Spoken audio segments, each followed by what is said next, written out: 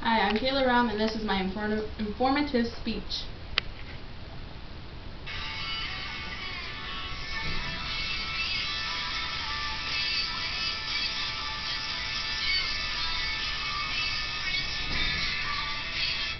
Okay, now I'm sure most of you have heard that song, but at least once. Either you have the CD, you've heard it on the radio, or you've seen the music video, or you've seen it on MTV or whatever.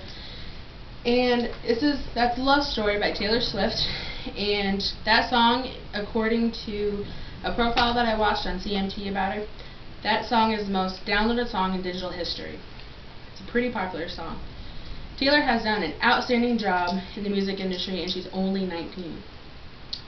Her music career launched in 2006 and has been growing ever since then. And I have a feeling we'll see much, much more of her in the future to come. When people hear Taylor Swift, they usually think of the glamour life, or an easy life, or just you know, just the fantastic life, the dream. But it's not always as easy as it looks.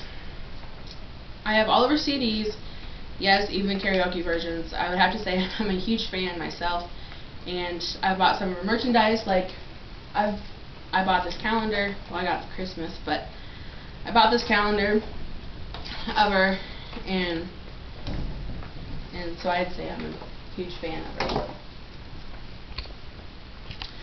I'm going to tell you mainly about the behind-the-scenes stuff and how she became so popular and how she rose to her fame. She certainly did not make it overnight, that's for sure. I mean, she's first started trying for her career when she was only 11 or 12, and she made it when she was 14, 15. Now, Taylor had a hard childhood, not in like the parent aspect of it, but just by the support and everything. Taylor started her life out just like everybody else did. She was born in a small town of Wyoming, Pennsylvania, and Taylor Allison Swift was born on December 13th, 1989 to Andrea and Scott Swift. She lived there until she was 11, and that's when her family decided that it was time for them to get up and move to Nashville so Taylor could jumpstart her career. And she got a record deal by she went door to door to every music producer that she knew of, and she said, "Hi, my name is Taylor Swift. Here's my demo CD. I'm 12 years old, and my contact information is in there. Please let me know what you think." And then she would go to the next house. And she got interested in music at a very early age. She was only 10, and she got interested in it because her peers made fun of her because she wasn't a normal kid. Like, she had braces, she wasn't the popular one, and you know, they just thought she was just going to be nothing, like a nobody. And now she's this huge country star, and I would love to see what her peers think of her now and what they have to say to her. She got inspired by her grandma. Her grandma was a famous opera singer, and I found that in numerous sources. I found it on Wikipedia. I found it on her official website, www.taylorswift.com. And music for her was and still is like a therapy for her.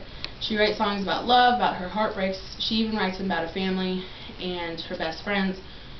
And she wrote 15 about her best friend Abigail. And she was rejected by many, many record companies. Like I said, she went door to door, but RCA Records offered her a developmental deal, but she refused it. And a developmental deal is where they sign her and then they train her to sound like what they think she should sound like as a country star, but she didn't want to do that. She just wanted to get right into the studio and put her music out there and share her music. After she turned it down, she performed at the Bluebird Cafe, and that's where Scott Borchetta discovered her, and so he signed her with Big Machine Records, and that's her record label today. She became the youngest staff songwriter to be hired by Sony ATV Tree Publishing House, and she was only 14.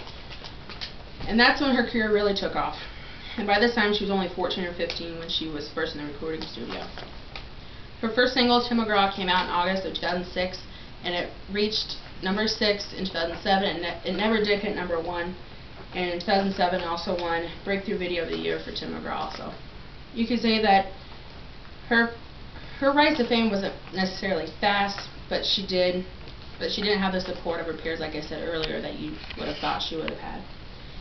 The only one that stood beside her was her best friend Abigail, which, like I said earlier, is about her 15.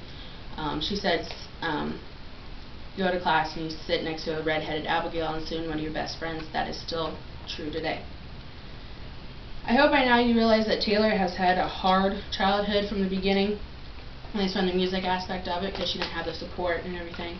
And even though now she's a big country superstar, and it doesn't necessarily mean that she has it easy now. Taylor just recently won an MTV Music Award. She's the first country person ever to win one. Yeah, others have been nominated, but nobody has actually ever won it. This night was bittersweet for her, and I'm sure you all know about the Kanye West incident.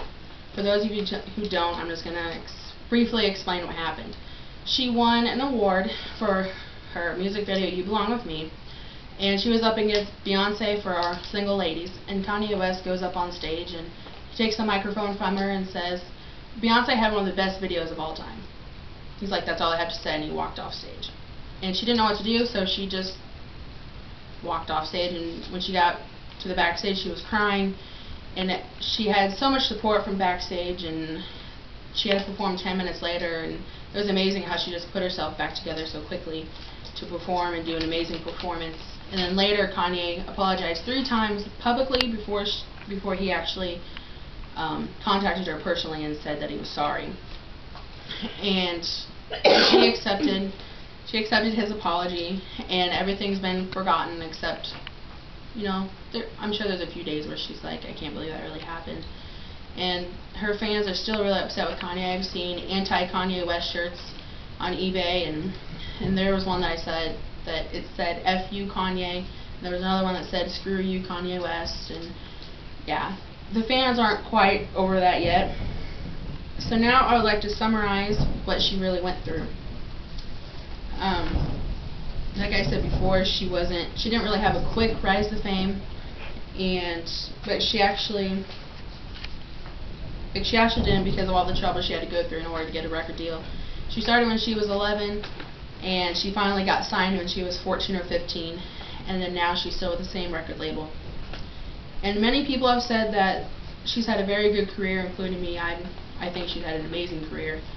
And she's only 19, and I have a feeling there's much, much more for her to come.